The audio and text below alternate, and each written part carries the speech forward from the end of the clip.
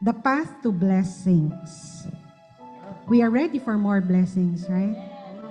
Okay, so the path to blessings.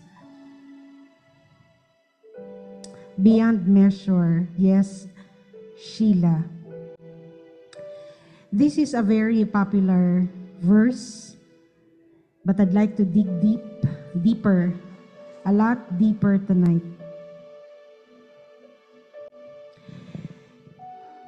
Jabez was more honorable than his brothers, and his mother called his name Jabez, saying, "Because I bore him in pain." Jabez called upon the God of Israel, saying, "Oh, that you would bless me and enlarge my border, that your hand might be with me, and that you would keep me from harm, so that it might not bring me pain." And God granted what he asked. So in verse 10, we can see here the 4 prayer points of Jabez. Very simple. He only said, "Bless me, enlarge my territory, your hand be upon me, and keep me from harm." And God granted what he asked. Jabez, I know it's quite a popular account, but we'll see a different dimension tonight of the wisdom of God's word. Jabez appears to have had a difficult childhood and harsh experiences. His mother, frustrated, named him Jabez, which means grief. However, this is so interesting. There is no indication in Scripture that Jabez grumbled angrily. Bakit naman ganon, Lord? Bakit ganito kahirap ang buhay? Nowhere. It appears that, why?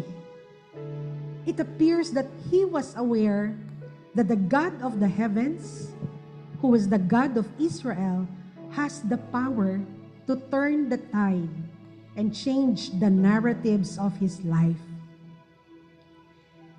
People of God, what you know about the kingdom matters. Mas matalino ka, I'm not saying yung intellectual connection. It's the spiritual understanding. Yun ang lagi niyong hihingin. Lord, give me understanding. So, again, Jabez did not complain. Hindi natin mababasa. But he said, "Oh Lord, that you would bless me and enlarge my territory. Let your hand be upon me and keep me from harm." And he called upon the God of the heavens, the God of Israel, to turn the tide and change the narratives of his life. Meron ba? Sabi nga, yung agos ng buhay natin, sometimes napipredict mo yung chapter, saan pupunta because of what's happening. And tonight, God is declaring our lives, the narratives of our lives will be changed. One more time, amen. You know, God can rewrite our life story no matter what age you are in. We'd like to have a glorious ending. So habang hindi pa tapos ang buhay, we are claiming and believing that God will turn the tide and change the narratives of our lives. Thank you, people in Zoom. That's the only way they can participate. 4 key points tonight. Number 1, just like what Jabez, whatever, key points. Covet God's blessings. Second, chart new territories. Carry God's favor and desire the cover of God's protection. Para silang lahat. Allow the word of the Lord, receive the full counsel of the word of God tonight for our good, for our lifting, for the turning of the tide and the changing of the narratives of our lives. Key number 1, covet God's blessings. Bless me, Lord. Can you say, bless me? Bless me, Lord. You know, these 2 words will make a lot of difference after this sermon. Whenever you say it, whenever you declare it, even towards others, it will take a different meaning. Bless me. Covet God's blessings. Jabez, like many biblical characters, was not only a person. We know him in the Bible as si Jabez. That's quite challenging to put aside. Nasanay tayo, in Sunday school, heroes of the faith. So masyado nating nare-relate yung tao as a person. But Jabez is only a representation of something. Are you with me? Merong gustong ipakita si God sa atin. This is the path to blessings. Daan. Saan po ako maglalakad? Saan po ako kakaliwa? Saan ako kakanan? If we only have this clear guide, nakarating na tayong matagal na sa destination natin. Why? We need spiritual paths that will guide us towards our destiny. So, Jabez was not only a person in the Old Testament, but he symbolized a spiritual pathway. Okay. For example, how can you become like Abraham, who became great, the father of many nations, Isaac, Moses, and Paul, and whoever na nabibless kayo sa buhay niya? Do you know that they are all pathways? Ibig sabihin, pag-aralan mo yung buhay nila, anong ginawa nila, and simply follow the path, they went, and you will arrive at the same place. God is giving, that's why it's documented. God is giving us clues. You want to become like Paul, you want to become a criminal, but turned out to be the most passionate of worshiper of disciples. You want to become like Jabez, who was born out of pain. His mother perhaps was so angry at their situation, she named him Jabez. Do you have Jabez in your life right now? A disappointment, pain, sorrow. See, Jabez is a pathway, not only a person. Siyempre, binigyan ng pangalan para madali nating ma-identify ang anointing na ito. One day, you will be a spiritual pathway for someone.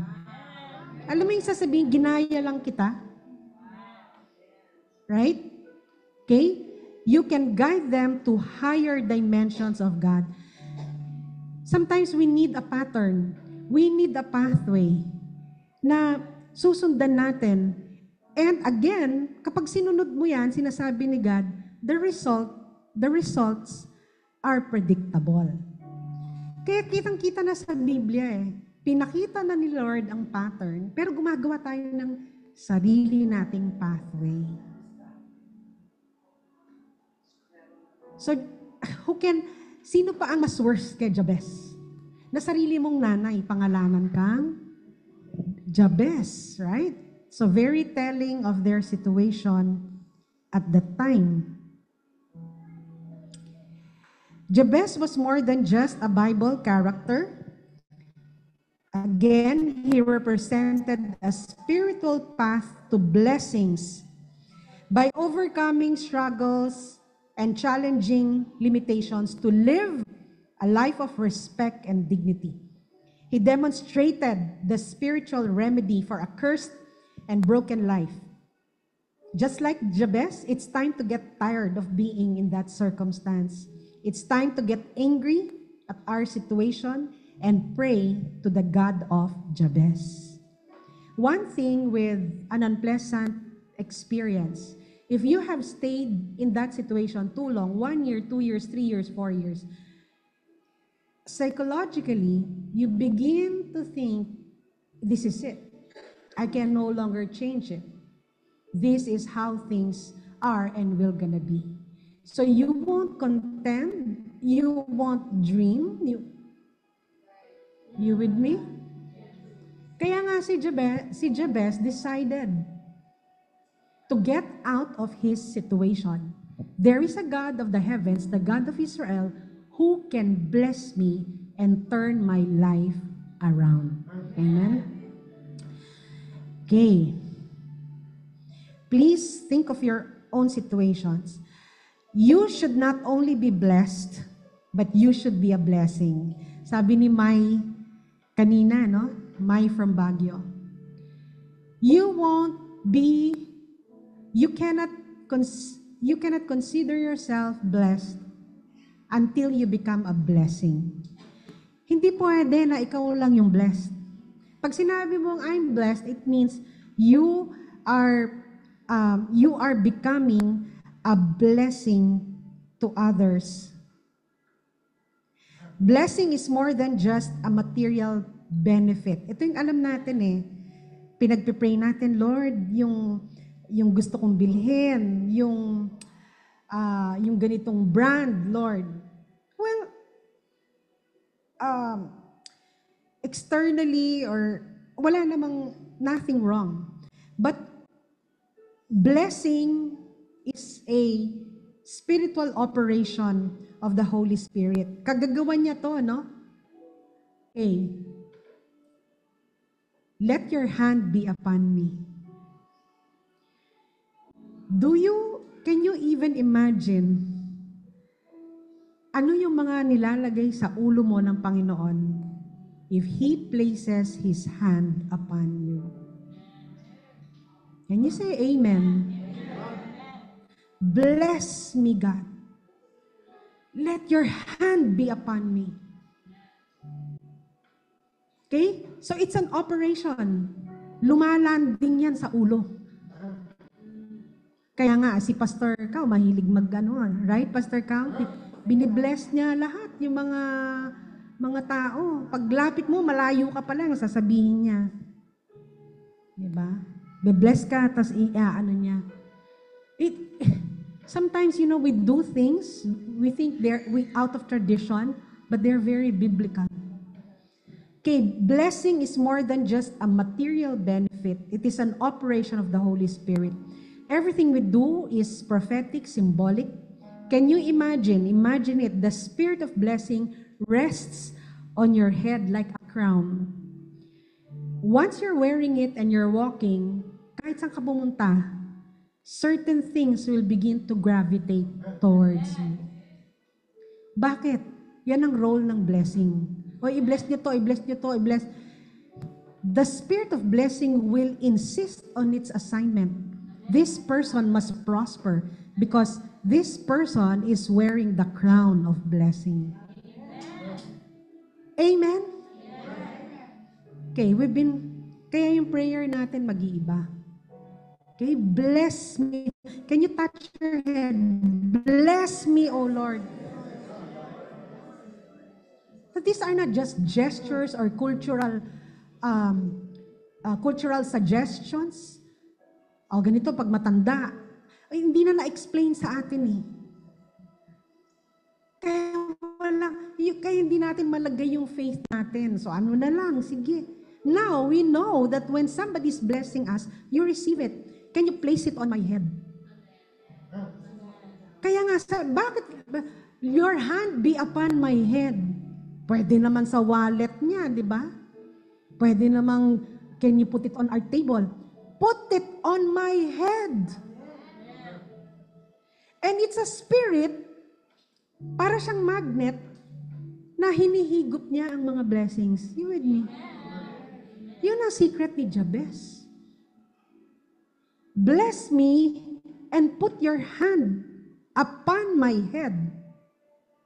And what happened? People will begin to gravitate towards you. You have privileges you can't explain na nabibigyan ka ng favor. Ikaw ang nauuna. And even possibilities. Nagbubukas ang mga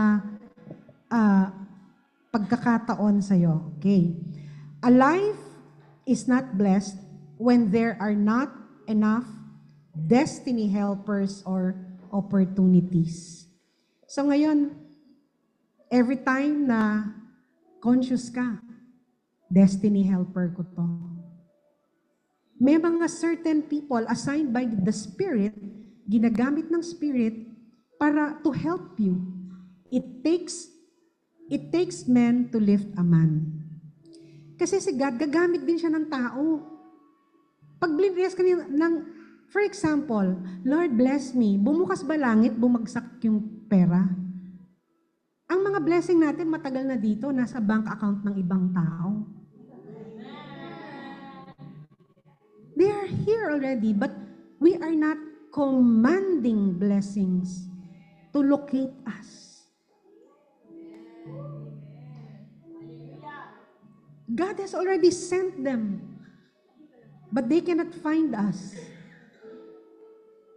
Wala kang signal, hindi ka ma-text, sabi, wala, paikot-ikot na ako, sabi ng blessing, can't find. It takes man to lift a man. Destiny helpers or opportunities. Kaya paano kaya itong si Jabez ay nag-enlarge ang territory because we know, ang sabi, and God granted what he asked. Hindi what he wanted, what was the things in his heart. What he asked. Bless me. Put your hand upon my head. Enlarge my territories. Put your hands upon my head and keep me from harm. Okay, will dissect and digest them.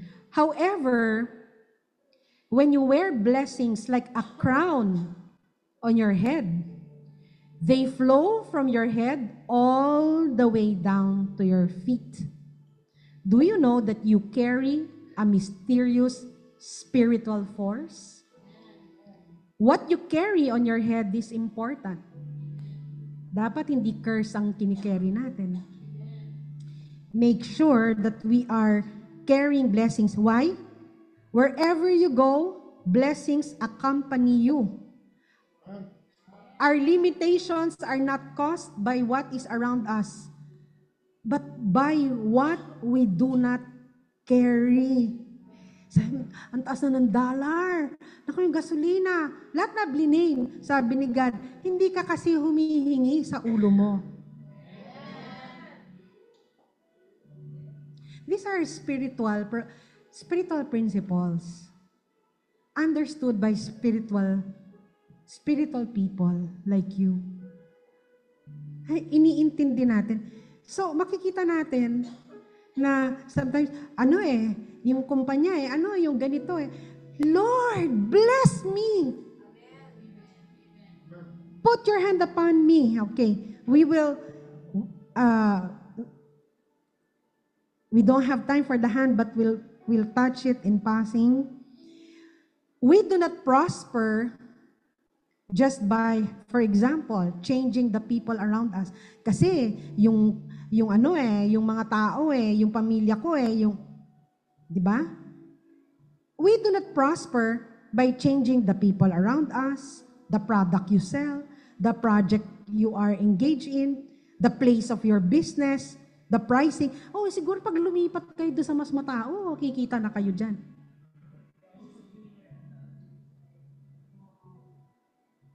We always think it's the things around us, the people around us. It is the Lord's hand upon you that will prosper you. Change the spirit of curse on your head, or lack, or loss, into a crown of blessings. Then just pray, Lord, place your blessings on my head. Lord, dito mo itaktak lahat. Humihingi ako, place your hand upon me. Lumuhod kayo every morning sa quiet time nyo. Huwag kayong tatayo hanggat hindi nyo nararamdaman. Just like Jabez, Lord, I'm not gonna stand here until you place your hand of blessing upon me. It's a covenant with God. Hindi parang nagmamadali kasi yung ganito kakausapin ko pa, yung ganito yung ganyan. We change everything, but we do not change the way we perceive prayer, our belief or perception of prayer. Sabi ni Sarah Esteban, Lord, place your hand upon me. Hawakan mo yung ulo mo, Sarah. Hawakan mo yung ulo ni Leo. Maghawakan kayo ng ulo. Declare nyo. Amen? Ayan, sila na. Si Ruby Rose. Place your hand of blessing upon me, upon my home, upon my church, my marriage, my spouse, my children, my ministry, my church. Amen?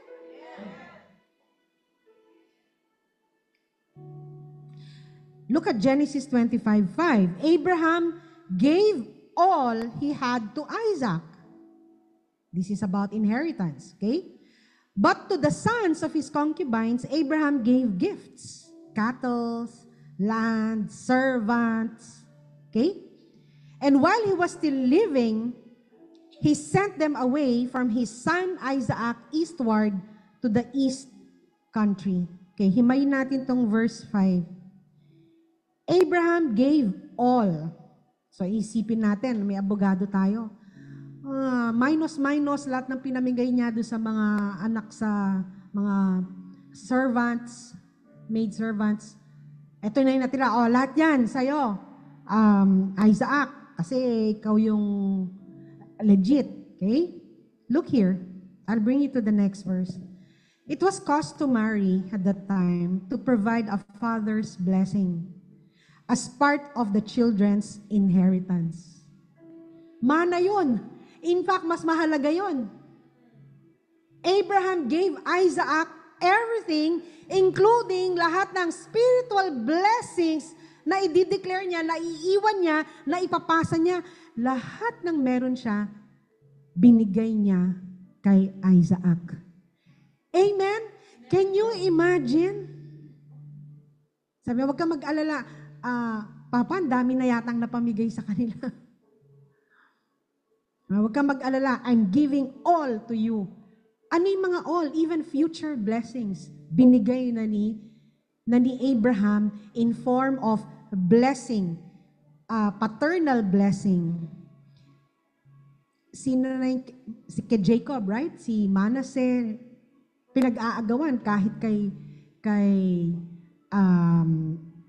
Esau at kay Jacob, pinag-aagawan ng blessing because it is an inheritance na it will outlive you, it will continue functioning. It's like an app, it's already programmed, it will bless the next generation.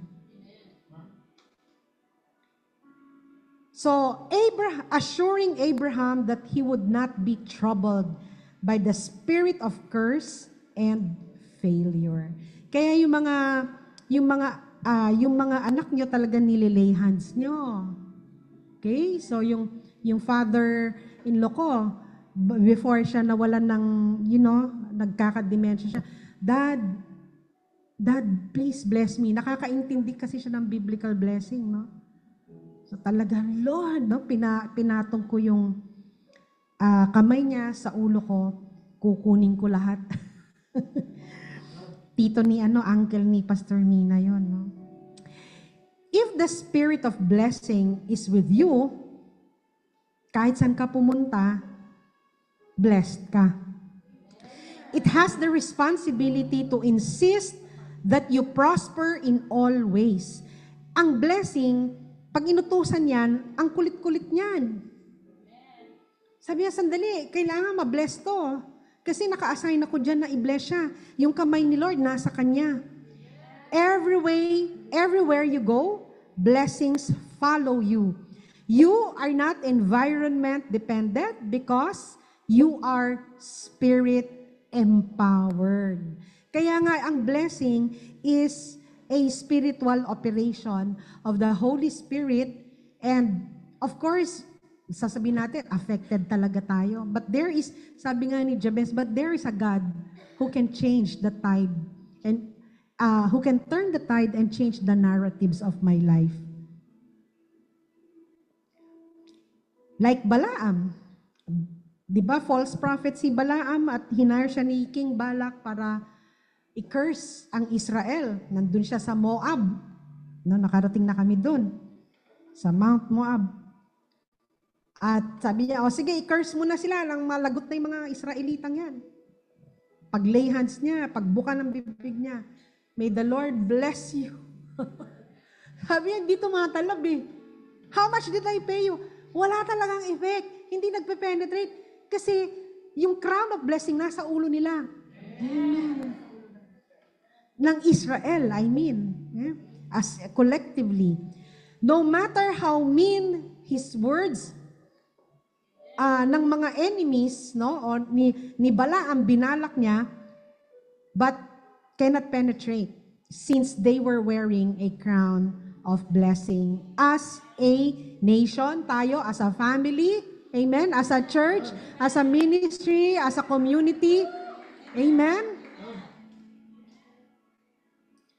So, conscious kayo, hindi malaglag, walang malalaglag dyan.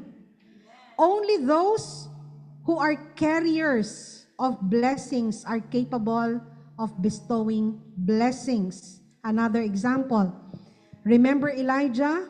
He went to Zarephath, inutusan siya. Go to this widow in Zarephath. There were other widows in Zarephath, but Elijah only blessed to whom he was sent. Sa alam mo,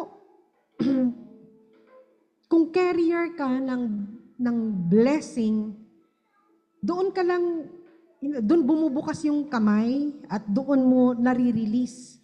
Kaya nga, it's not only enough that you are blessed, but you become a blessing. Lord, make me a carrier of your blessing. Blessings attract life. Hindi life attracts blessings, ha? Blessings attract life regardless of your financial position or demonic schemes. So if there is a Jabez in your life, such as grief and sadness, before we even cast out the demons, deliverance, no, of poverty, disease, disgrace, and loss, first, let us declare that the hand of God, His hand of blessing, rests upon our heads. Do I hear amen? Kaya pag nakita mo itong taong to, oppressed, Lord, I pray for this person that your hand of blessing be upon this person. Lord, turn the tide and rewrite the life story of this person, oh God. Okay?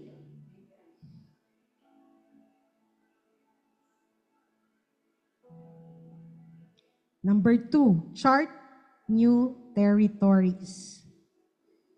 If there is no increase, meaning same, the situation has remained constant over the years. So ayaw ni Jabez, no? Reject it. May the spirit of stagnation be cursed even right now in the lives of each one. The spirit of stagnation be cursed in Jesus' name. Tell the Lord, Lord, bless me. Can you declare, bless me? And you will become a carrier of blessings. You will not stay in the same position, katulad ni Jabez. God's hand will move you right now. Be moved in Jesus' name. Whatever tied you down, whatever held you back by the power of the Holy Spirit, may it be condemned in Jesus' name. For you, greater exploits, greater adventures, revelation from the Spirit, and greater possibilities. Amen. Alam mo, pag di na nag-grow, growth leads to fulfillment. Isa ito sa mga, kaya mo feeling fulfilled kasi may umangat. Okay? Naramdaman mo na, ay, nag-increase.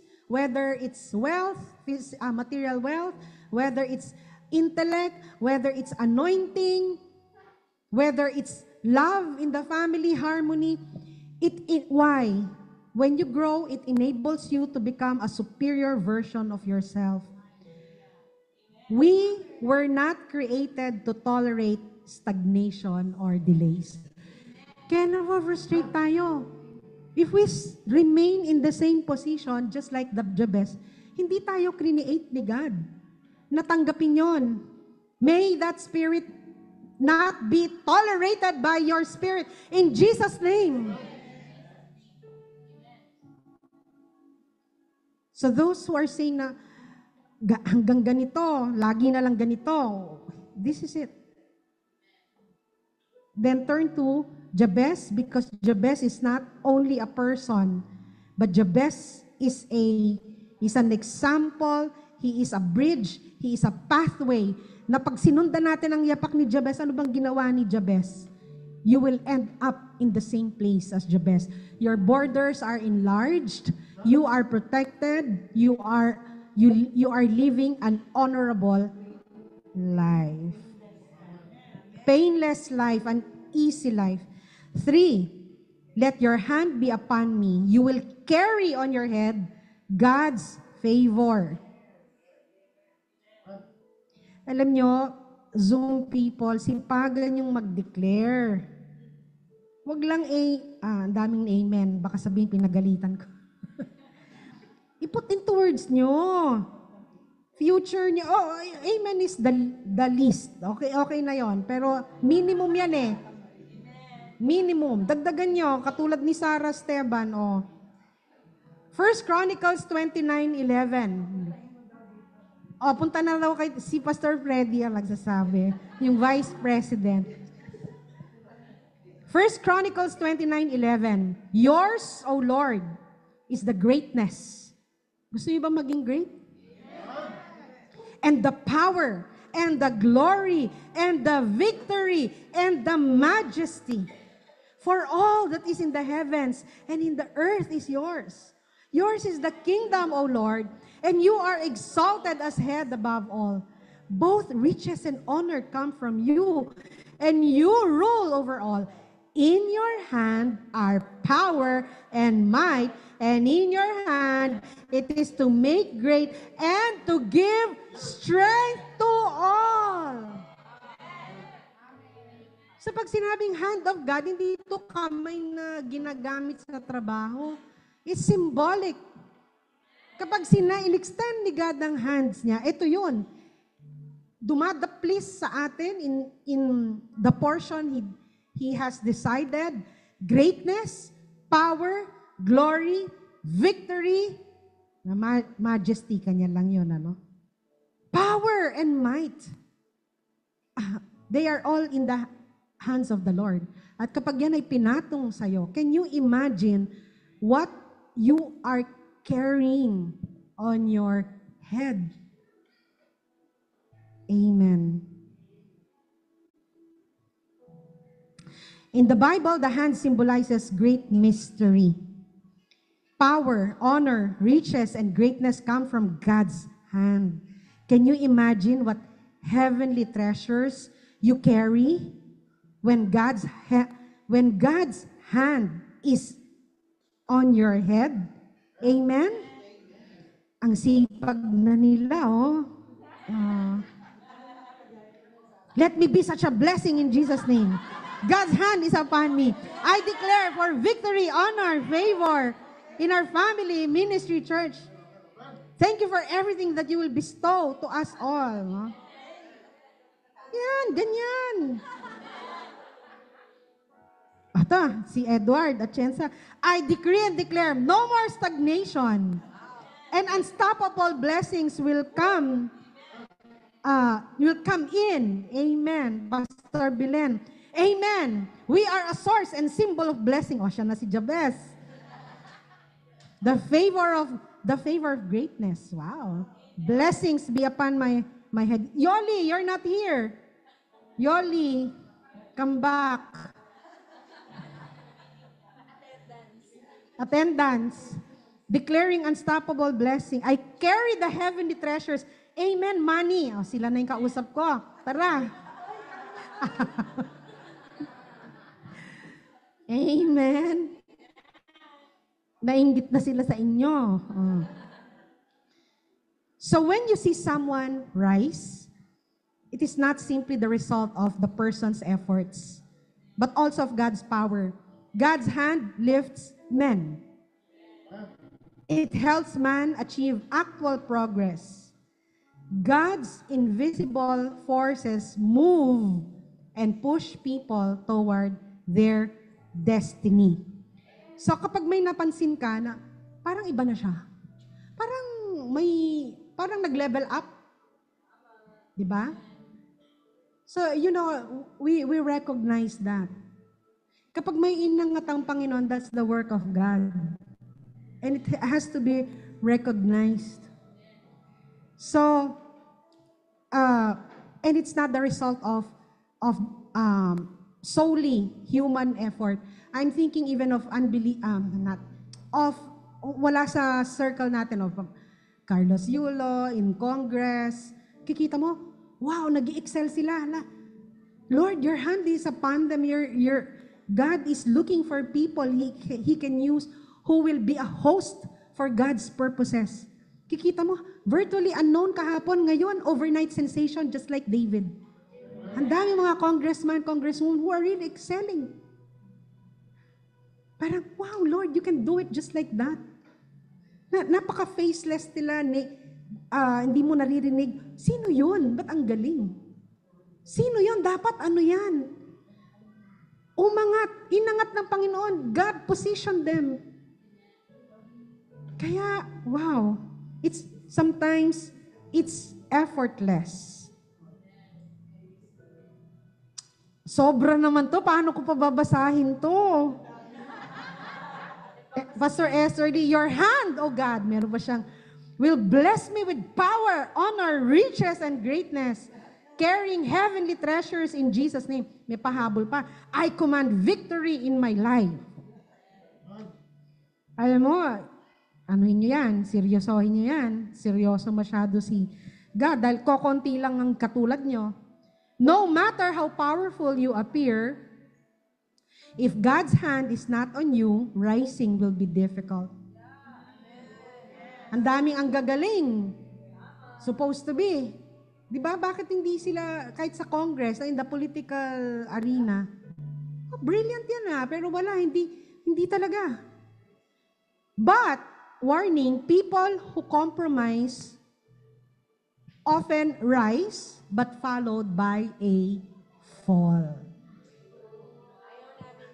When you rise, iaangat ka talaga ni God. It's higher and higher. Pero may mga tao, they're attempting to rise using their own effort or compromising. They're just merely jumping. Umangat, bumagsak. It's only a matter of time. Tumaas, bumaba. So that's why, dapat mayaman na mayaman tayo sa spiritual principles so we are guided in this dark world. God's hand protects you, propels you onward, and picks and drops you where you need to be. Kamay ng Diyos. God's hand was upon the great men and women of the Bible. Punong-puno, allowing them to accomplish incredible things. They did not perform it on their own, by their own strength. Samson, sino pa yung mga, even David, fought lions and bears. Di ba? Pinunit lang niya yung mga bibig, no? Incredible. Elijah, God's hand was upon Elijah, and apparently the hand of God had the anointing for speed, na naunahan pa niya yung chariots ni Ahab, right? Ang bilis niya. So, it requires more than a decision. Akala lang natin effort, careful sa decision. Of course, they're all count, but it takes the hand of God to move you from one level to the next. Amen? Iba yung pag inangat ka ng Panginoon. Decision niya yun eh. And why? People will see. There is a God who lifts men. They will be amazed because in your level, hindi ka dapat ganun na ang level. But when God lifts you, then they will see the hand of God. God is behind everyone who has risen to a level that you did not expect them to attain. God's hand will choose and lift you. Do I hear amen? Aangatin tayo ng Panginoon. Bakit inaangat ng Panginoon? Sometimes, even healing and miracles are questioned. Ano lang yan? Meron nga, di ba? Nag-miracle na nga. Sasabihin, in remission lang yan.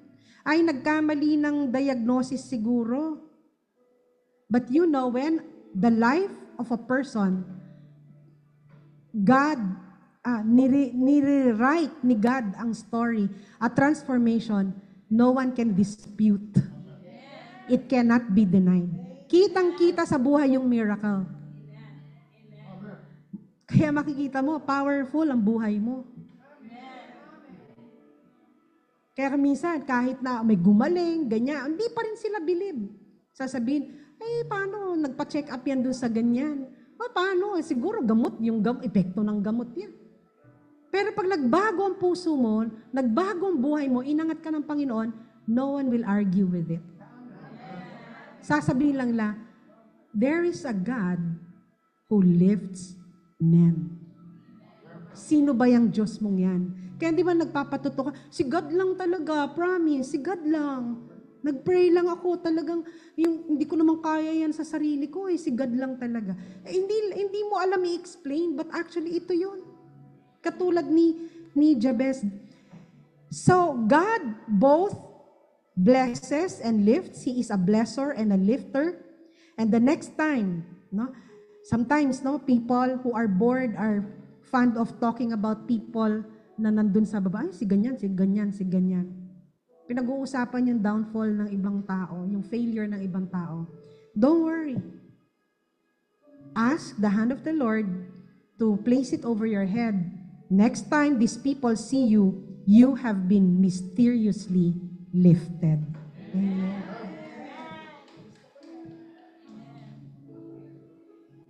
Amen.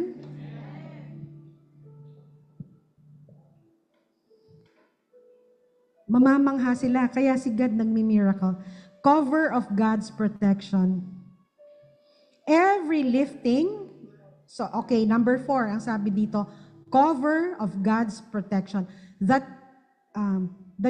your hand be with me and keep me from harm. Okay? Bakit may harm sa mga prinay ni Jabez? Okay. Every lifting, grace, mantle, or anointing na na-receive mo will be confronted with attacks. Greatness will always attract Satan and haters and bashers. Okay? Even Jesus was attacked by the enemy on Mount Temptation. Why? Because Satan is attracted to glory. Alam nyo, Jesus was fasting for 40 days. Andun Satan left what he was doing. Remember, he's not omnipresent. Sabi niya, punta akong Jericho. Nagpa-fasting si Jesus. 40 days, itetempt ko siya. Kasi, para yung ministry niya. Can you imagine the patience? Satan is attracted to glory. So, nagtiyaga siya. Kaya, don't think na pag inangat ka ng Panginoon, prenting-prente na. Satan or the enemy is attracted to your greatness. Anything na nagre-reflect ng glory ni God sa isang Kristiyano, naiinis siya. Now, let me explain before you get discouraged. I know what some are thinking. When God raises you, inangat ka. Ito yung conversation ni Satan. Satan will say, who is this one rising? Hindi ba galing yan sa pamilya na cursed? Di ba yan yung mga mahihirap talaga na ano? Sino yan? Paano umangat yan? Who is this one breaking a generational curse? From generation to generation, na-break mo. Sabi ni Satan, paano nangyari yon? Nakaprogram tayo ng curse dyan ah. Bakit nakalusot? How can we bring him down? Kaya every time naaangat ka, nandyan, a demonic attack, ibababa ka. Look at Joseph the dreamer. He had a dream about greatness. I am like this, I am like that. Look at my coat. Even his own brothers despised him for his strong drive and ambition. Right? Yung greatness niya. Nonetheless, he managed to make it from prison to palace. This explains, okay, why others abandon greatness. They cannot withstand the enemy's attacks. You never throw away what God has given you. Rather, you do everything possible to protect it. Pag sa discipleship, ganito. Alam mo, si God, i-bless ka. Ay, ayoko, kasi attack ako ni enemy eh. Ayoko yan, mahirap yan. Pag leader ka, naku, hirap tanong ng buhay yan. Sino nakaka-relate? Right? You're throwing it away. Halimbawa, palagay natin diamond to. Diamond, meron akong Rolex dito. Pearl, itapon mo nga sa kalye. Kasi baka may mag-attack sa akin.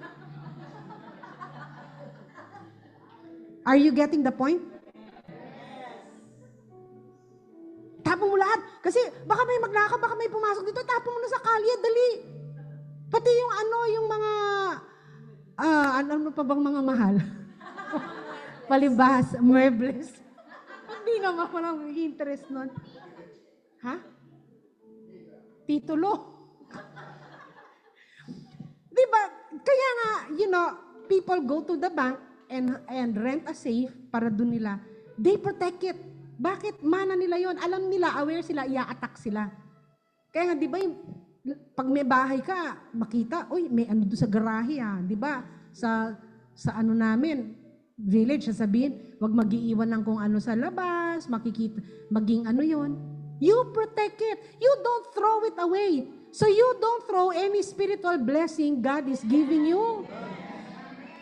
Prayer. Hindi mo mapapray. Hindi mo, ba? Katakot-takot na argument. Parang ganun eh. Pearl, itapon mo nga. Ito na may enemy, dalian mo. Ayoko na yan. I just want to, yung material, ang dali nating itago. Pero yung spiritual, di natin ma-imagine, ganun ang ginagawa natin. Andiyan na si Satan, dali. Huwag ka magsasalita, huwag kang andiyan, lalapit na siya. Huwag ka mag-preach, huwag ka magbabasa na, huwag ka mag-lead, Amen.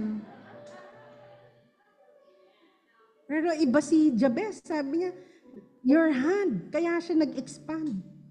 Kaya niya prinay, because for every greatness, mayaman kami, magnanakaw. Anointed kami, magnanakaw din. Ganon din. So what you will do, katulad ng ginagawa natin sa bahay, mag-CCTV ka, mag-lock ka, kung sensor, or dalhin mo sa bangko, doon mo ilagay yung mga kayamanan mong alahas. Okay? You never throw away. Rather, you just protect yourself from attacks, nanakawin ang anointing mo, nanakawin ang faithfulness mo, because God has enriched us spiritually. You are the one who will change. You are the one who will change your family story. Ay, wala. Si Zoom na lang, Zoom. Di ba magbabago ang testimony ng pamilya namin? Di ba? Blessings will overtake you one after another. In just 1 week. Wow, grabe. Sobra na tong blessing na to. Because then people will talk about you favorably. They will realize that there is a God who can lift men. Si God lang may kagawan. Years that were lost can appear in your present time. Yung nasa 2023 ka, pero ang grade mo, 2013. Sa progress. Are you with me? Pwede din naman nasa 2024 ka, pero nasa 2033 ka na. Advance. Acceleration. Okay? So, you can even be advanced in years.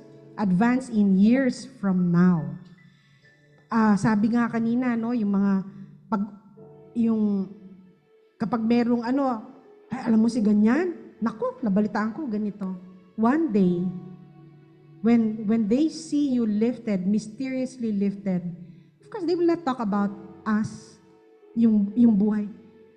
Bakit kaya nagkaganon? Anong nangyari? Then they will know that God lifted you.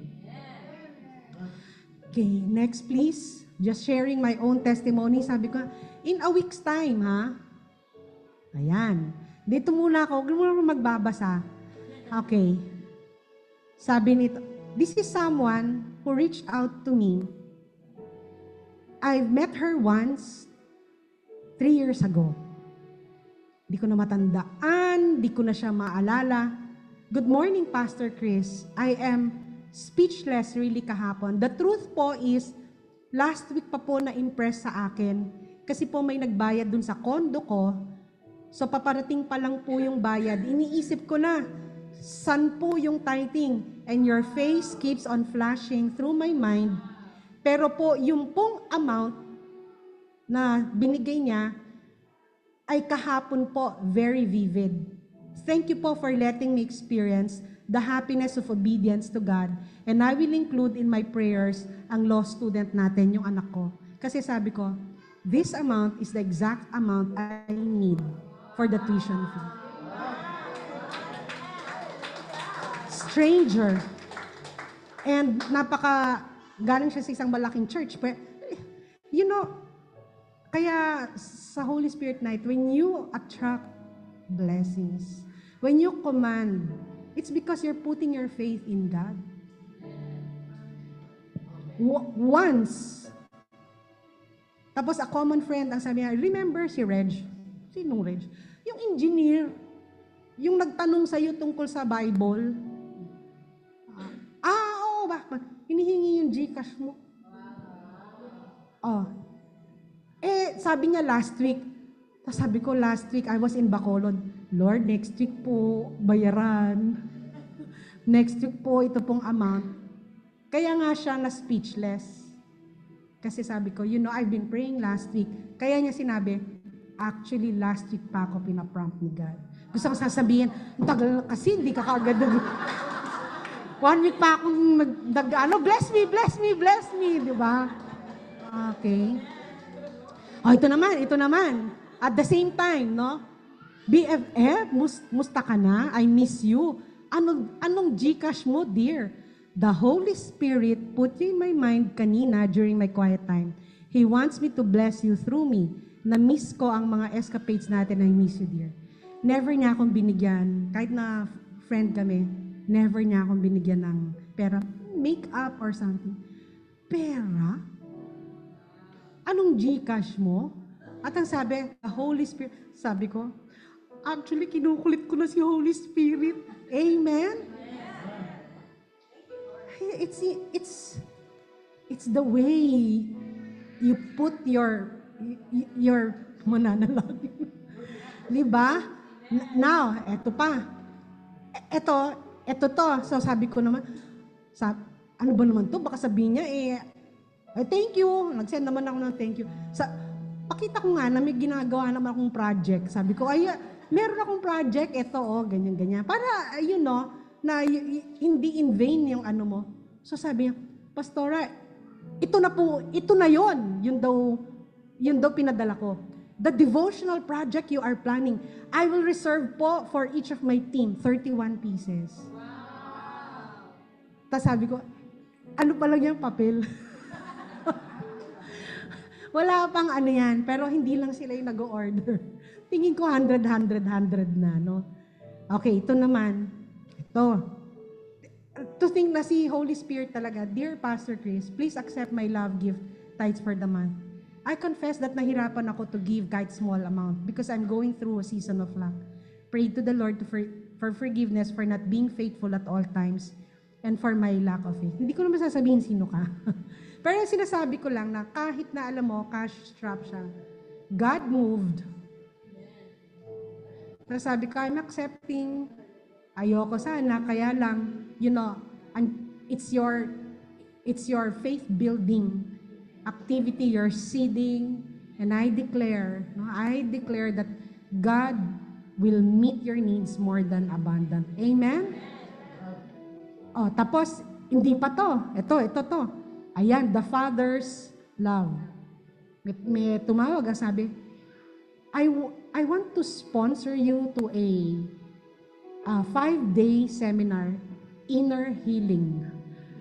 Right sa binigay na ministry ni Lord sa LGI. So, pero July nakalagay, ibang poster na yan. It's next year pa, April. Sabi niya, it's in the hotel, it's worth 17,000. O, di ba?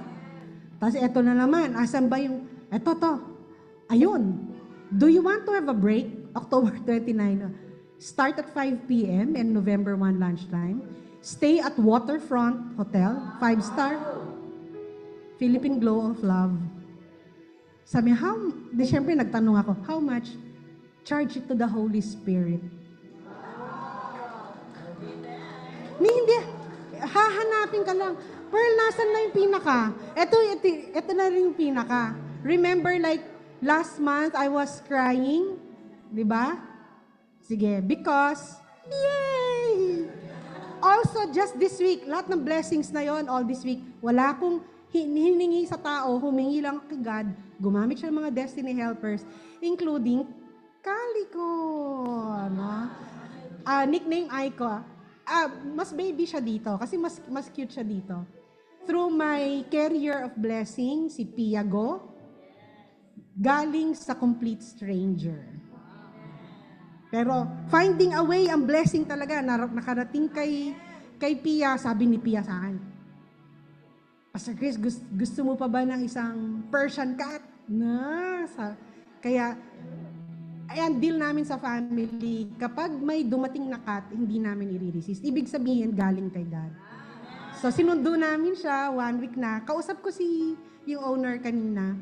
Sabi niya, Pastor, panatag na kami, mukhang naka-adjust na siya sa inyo. So, this is Kaliko. Yung message ko last month, namatay si Suki, no? So, and can you imagine, God replaced another Persian cat na just last Sunday. What I'm saying is, in a week, blessings lang ang humahabol, ni hindi mo iniisip, hindi mo hinihingi. Amen? So bless me, O Lord, and let your hand be upon our heads. Amen? Pastor Min, can you pray for us? Hallelujah. Praise God. Let's all rise.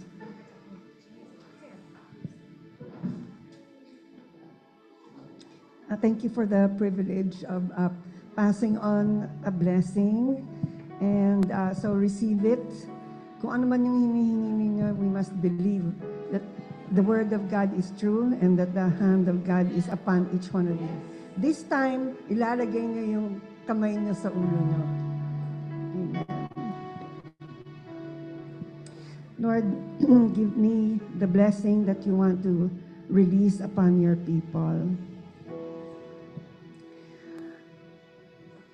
God wants to bless you with integrity. God wants to bless you with an honorable name.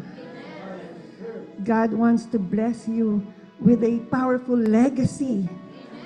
Hindi masasayang ang buhay ninyo dito sa mundo. God wants you to bless you with respectability Thank you, Lord God. God wants to bless you with the treasures of the pagans. There will be a transfer of wealth towards you. And God will bless you with a powerful articulation of God's words. When you share, there will be so much power. And my favorite, God wants to bless you with the pain-free life. In Jesus' name. Thank you, Lord, because of the blessing. All these things, all the things that they want shall be added unto you. In Jesus' name, amen and amen.